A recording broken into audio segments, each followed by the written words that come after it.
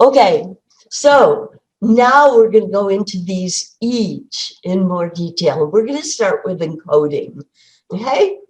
And what the style, the really superior style of encoding is called, what the right-hand side of the class did, is semantic encoding, okay? And you can even supersize that with semantic processing. And that means thinking about the the personal meaning of that word for you. So how it is relevant to you. Remember that these two, the semantic last things on the slide, and supersizing, this is the instructions that the right side of the class did. Notice that there are two superficial forms above this that we're going to look at. One is called structural encoding, and one is called phonemic encoding. Okay? Structural refers to the physical structure of the word. So, like the left side of class did, right? They simply visualize the structure of the word to count the number of E's. This is a very weak form of encoding information into the brain. Okay, but we do this often, especially if we're tired. Have you ever read a paragraph and realized that nothing registered and you have to actually read it again? Sometimes it can happen with the whole page, right?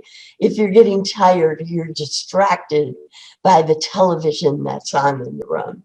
You know you read it, your eyes went over every word, but then you realize you have to start all over again, right?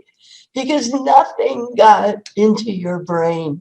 You simply structurally encoded it. Okay.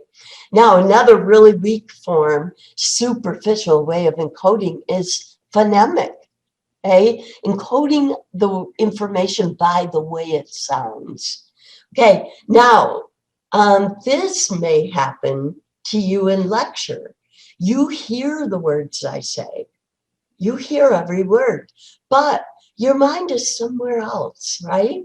Suddenly you realize that you were on a mental vacation.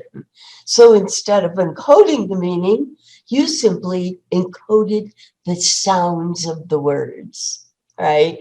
And that is called phonemic encoding, okay?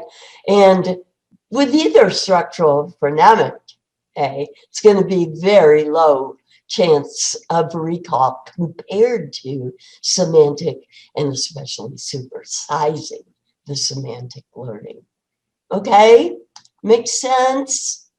Okay, now remember that semantic is this processing information by its meaning, right?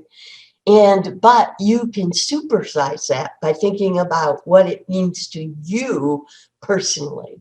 So I want to give you just one more analogy here of how you can do this when you are doing your readings. You can write notes in the margins or even draw little icons, which are super simple pictures. You might do a dog head with 3 lines, something like that. That is enough for you to know what it is from your life that you are relating to that information. Okay, very cool. Hey, you can also do that in lecture. So, when you learn about a different phenomenon in psychology, you can, sometimes it will come to mind. Sometimes you can actively think about it and come up with an example, okay, of somebody in your life or yourself, right? And just make a quick note in the margins of your notes by there.